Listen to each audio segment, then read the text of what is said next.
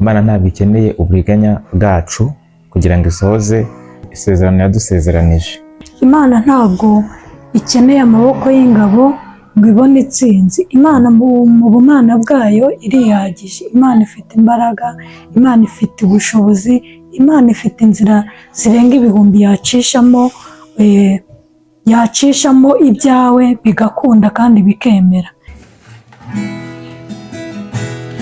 Izina ryiza riheje rinezeza amatwi yanjye, nzajya nimbaza nawe rivuge n'irya Yesu.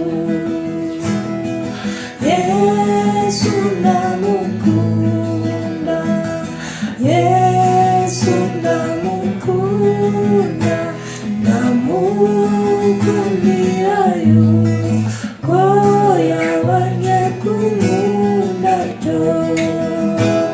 Inyenyeri umubabaro rihanagura amarira, inyongorera ngo mpumure, ngo ninyuke nkomere. Yesu ndamukunda, Yesu ndamukunda, ndamukundira yuko yabanje kunkunda byo. Aleluya, aleluya. Amen. Turashimira Imana yuko Imana yabanye natwe mu bihe byose byatambutse. Imana yagiye twiyereka, ibana natwe, iba mu ruhande rwacu. Imana yo mu ijuru ishimwe kandi ihabwe icyubahiro. Nk'uko bisanzwe dusanzwe tubagezaho ijambo ry'Imana riba riri kudufasha nka famiye yacu. Tugiye gutangira amateraniro yacu dusenga Imana kugira ngo n'aba ari twe ahubwo izina ry'Imana riba ari ryo rihabwe icyubahiro. Amen. Twatangira dusenga. Turagushimira Imana, turagwimbaje, tugushimiye kuri Imana nziza, tugushimiye ko ushobora byose. Tubonye akanya keza ko gusangira no kuvuga ijambo ryawe. Nikubana natwe umwe Imana yacu, utubonereze kuri tambutsa, kandi Umwuka Wera arivomerere, ryera imbuto nyinshi muri twe n'abadukurikiye. Izina rya Yesu Kristo umwami wacu. Amen. Amen. Twasaba Sheri akatugezaho ijambo riri kudufasha nka famiye yacu. Ni karibu. Kadusome ijambo ry'Imana twihuse mu Itangiriro 25:23. Aravuga ngo Uwiteka aramusubiza ati, inda yawe irimo amahanga abiri, amoko abiri azatandukana ahereye igihe azavira mu mara yawe. Ubwoko bumwe buzarusha ubundi amaboko. Umukuru azaba umugaragu w'umuto. Aleluya. Amen. Ijambo ry'Imana dushaka kuganiraho rifite intego ivuga ngo Imana ntabwo ikeneye uburiganya bwawe cyangwa bwanjye kugira ngo isohoze isezerano yavuze cyangwa yaduhaye. Ndasubiramo, Imana ntabwo ikeneye uburiganya bwacu kugira ngo isohoze isezerano yadusezeranije. Izi ni inkuru z'impanga ebyiri, umwe yitwa Yakobo undi yitwa Esawu. Mama wabo yitwaga Rebeka, papa wabo yitwaga Isaka. Barabanye nk'uko n'abandi bose bashakana, barabana nyine. Hanyuma Rebeka yari ingumba, umugabo w'Isaka aramusabira, asenga, asaba Imana ko yabagirira neza ikabaha urubyaro nk'uko natwe tujya tubikora iyo byanze. Imana rero yumvira Isaka atera inda umugore we impanga ebyiri twavuze. Hanyuma rero haciyemo iminsi, Rebeka yumva mu nda abana bari kurwana cyangwa se bari gukirana. Yumva biramucanze, ajya kubaza Imana. Imana imubwirira ijambo dusomye, imuhaye amakuru, imubwira ko harimo amahanga abiri kandi ubwoko bumwe buzarusha ubundi gukomera, umukuru azaba umugaragu w'umutoya. Ubwo Rebeka isezerano bararyumvisha, bararyakira nk'uko natwe dusezeranijwe isezerano cyangwa se amasezerano tuyakira.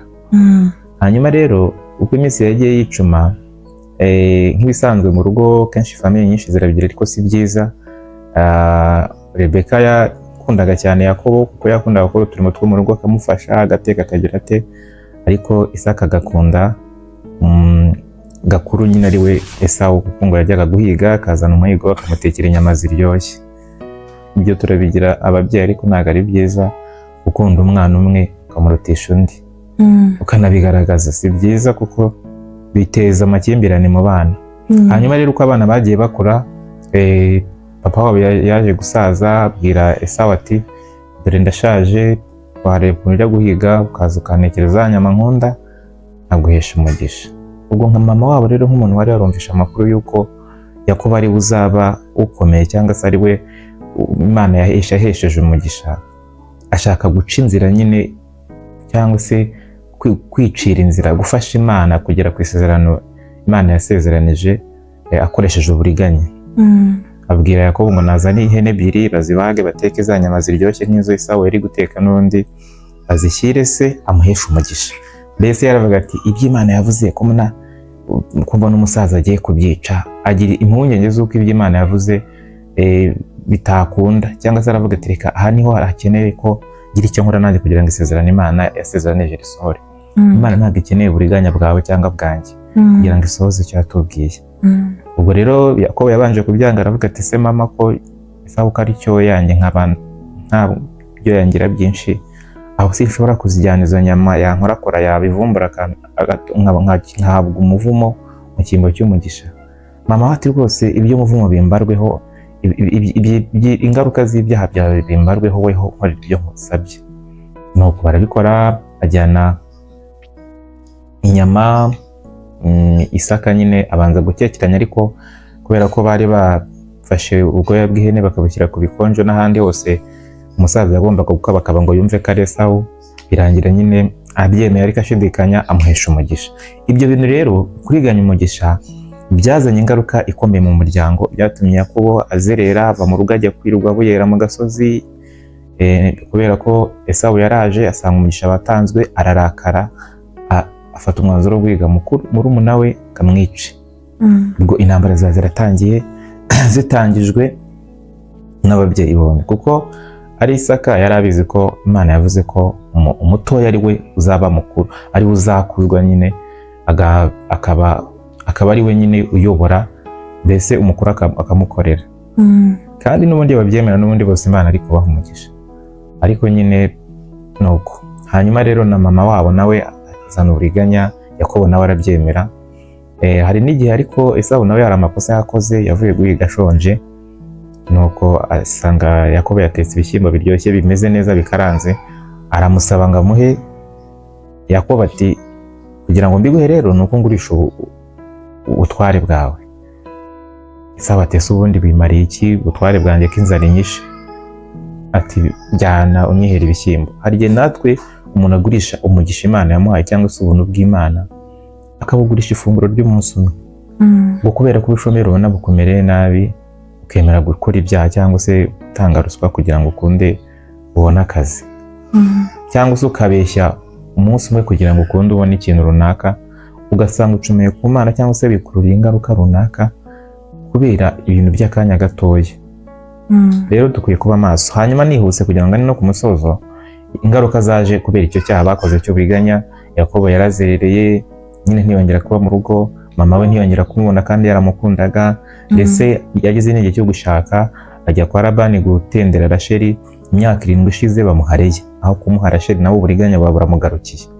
Agize ngo arabivumbuye, aje kubaza impamvu bamuriganije, bati kugira ngo ubone rero Rasheli nuko ugira ugatendera imyaka 7 Rasheli, arongera kuri indi myaka iba myaka 14. Ikintu yari umuntu umugeni yari kubona mu myaka 7 yari yakoreye amubona mu myaka 14. Mu by'ukuri rero hari n'ibindi byagiye biba. Yakobo murabizi ko yari waje kubyara abana 12 n'umukobwa witwa Dina. Hanyuma umunsi umwe icyo gihe nabwo Yakobo nawe yakoze ikosa nk'iryo se yakoze, nawe atonesha Yosefu bituma bene se bamwanga kubera n'inzozi yari yararose. Agiye gusura bene se mu ishyamba, abagemuriye bagambirira kumwica, bafata ikanzu ye bayishyira mu maraso y'ihene, bayohereza se baramubwira ngo inyamaswa y'inkazi yariye umwana wawe. Nuko nayo baramuriganije, agira ngo kuko umwana we yarapfuye kandi ari muzima, amara igihe kinini ababaye aririra umwana we nk'uwapfuye kandi ari muzima. Urumva ingaruka nizo tubashije kuvuga, ariko ingaruka zabaye nyinshi kubera uburiganya bwa Yakobo na mama we. Rero inshuti yanjye, twavuga ibintu byinshi, ariko intego twari dufite yavuga ngo ntabwo Imana ikeneye uburiganya bwawe cyangwa bwanjye kugira ngo idusoreze isezerano yaduhaye. Niba yarakubwiye ko izaguha akazi, ntabwo ikeneye gutanga ruswa y'igitsina cyangwa se wenda y'amafaranga. Niba Imana yakubwiye ko izaguha urubyaro, ntabwo ikeneye ko nujya kubyara ukabona byanze byakomeye ujya kwizinguza. Imana yarakubwiye ibintu bitandukanye ibigusezeranye ko izabikora, iyabivuze niyo kwizerwa no kubikora izabikora. Kandi ngo hahirwa umuntu wizeye ko ibyo yabwiwe n'Umwami Imana bizasohora. Izera Imana rero, we kwishingikiriza ku buhanga bwawe nk'uko Salomo yabyanditse mu Migani. Imana ifite uburyo izakora ibyo yakubwiye, uyicira inzira. Murabizi ko na Aburahamu na Sara nabo bashatse guca inzira, Aburahamu akabyarana n'umuja, nabyo mu zingaruka byagize. Ni byiza gutegereza Imana nubwo biba bitoroshye. Imana ifite uburyo izakora ibintu byayo. Imana iduhana umugisha. Navuga ibintu byinshi, reka akanya na Sheri nawe agira icyo avugaho, ariko inshuti zacu, inshuti yanjye, nakwinginga ngo utegereze Imana, ifite ukuntu izabigenza kandi icyo yagusezeranije izagikora. Imana iduhana umugisha. Yego, haleluya, amen. Sheri, Imana imuhe umugisha. Tubwiye amagambo meza kandi y'ubwenge. Imana ntabwo ikeneye amaboko y'ingabo ngo ibone itsinzi. Imana mu bumana bwayo irihagije. Imana ifite imbaraga, Imana ifite ubushobozi, Imana ifite inzira zirenga ibihumbi yacishamo ibyawe bigakunda kandi bikemera.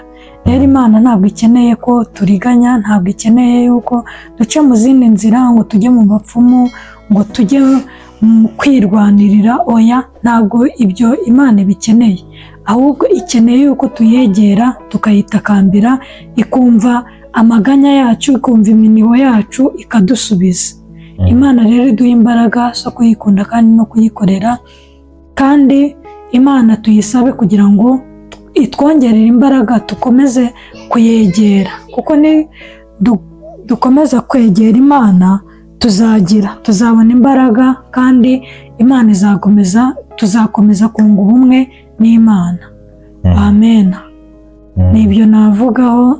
Twasenga Imana kugira ngo ikomeze kuduha imbaraga. Reka twinginge Imana. Ni ibintu bitoroshye gutegereza Imana no kwihangana kugira ngo isohoze isezerano ryayo. Haza ibintu byinshi bigerageza, ariko Imana niyo dushoboza. Turagushima Imana, turaguhimbaje, tugushimiye ko abanye natwe mw'iri jambo. Reka uduhe imbaraga zo kwihangana no gutegereza isezerano ryawe, twe kwicira inzira no kuzana uburiganya, kugira ngo dukunde dusohore ku cyo watubwiye. Turabizi ko uzabikora. Natwe rero kandi ubane na mwene data cyangwa mushiki wacu dukurikiye, ukomeze kumugirira neza, kandi Umwuka Wera ukomeze gusobanura cyane ibyo tudasobanuye neza kurushaho, mu izina rya Yesu Kristo Umwami wacu. Amen.